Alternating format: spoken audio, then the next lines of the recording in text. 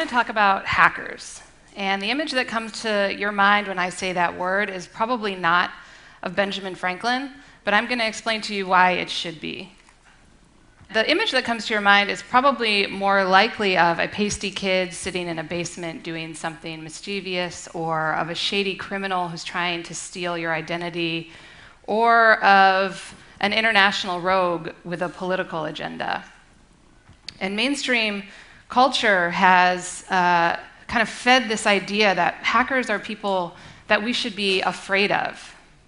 But like most things in technology, in the technology world, hacking has equal power for good as it has for evil.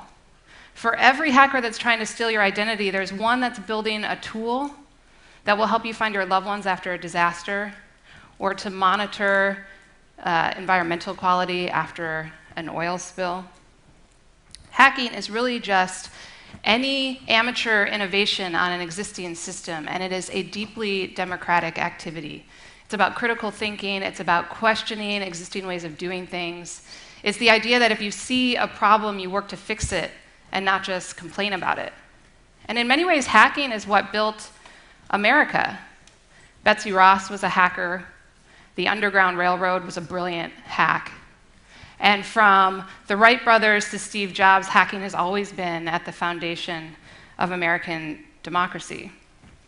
So, if there's one thing I want to leave you here with today, it's that the next time you think about who a hacker is, you think not of this guy, but of this guy, Benjamin Franklin, who is one of the greatest hackers of all time. He's one of America's most prolific inventors, though he famously never filed a patent because he thought that all human knowledge should be freely available. He brought us bifocals and the lightning rod, and of course there was his collaboration on the invention of American democracy. And at Code for America, we really try to embody the spirit of Ben Franklin. He was a tinkerer and a statesman whose conception of citizenship was always predicated on action. He believed that government could be built by the people, and we call those people civic hackers. So it's no wonder that the values that underlie a healthy democracy, like collaboration and empowerment and participation and enterprise, are the same values that underlie the internet.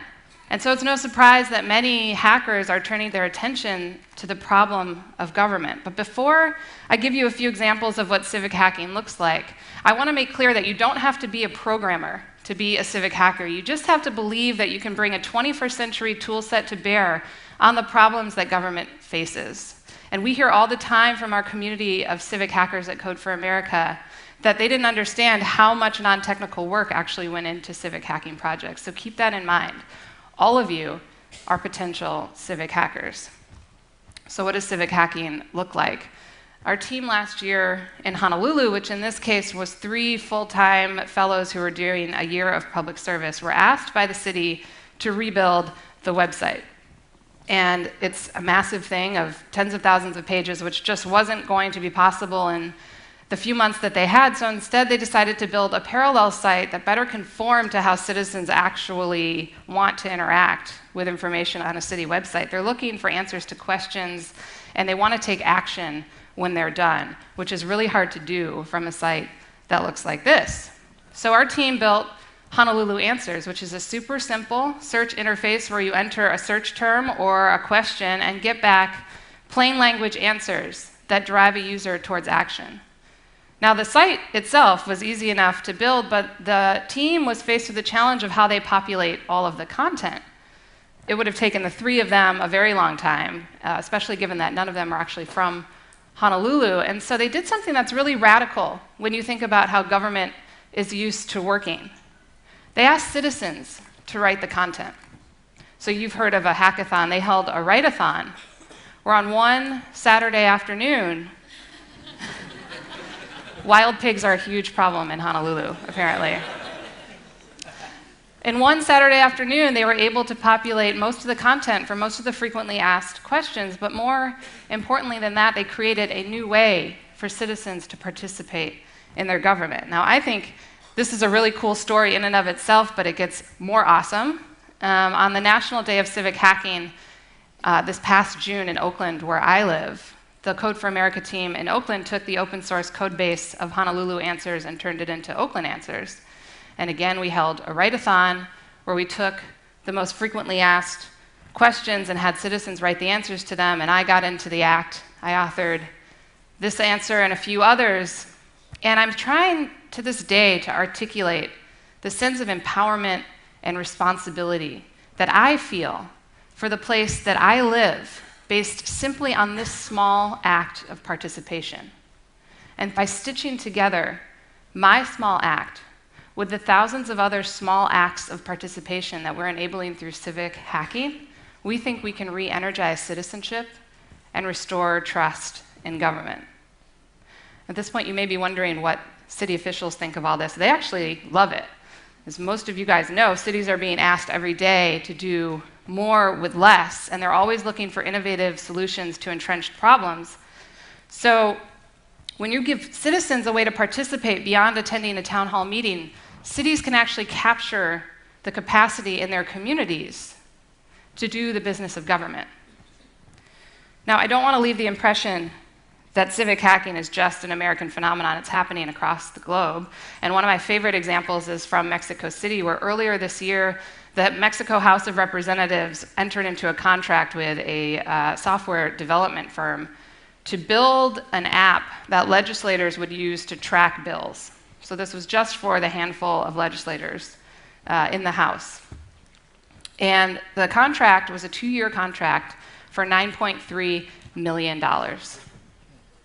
Now, a lot of people were really angry about this, especially geeks who knew that $9.3 million was an absolutely outrageous amount of money for what was a very simple app. But instead of taking to the streets, they issued a challenge.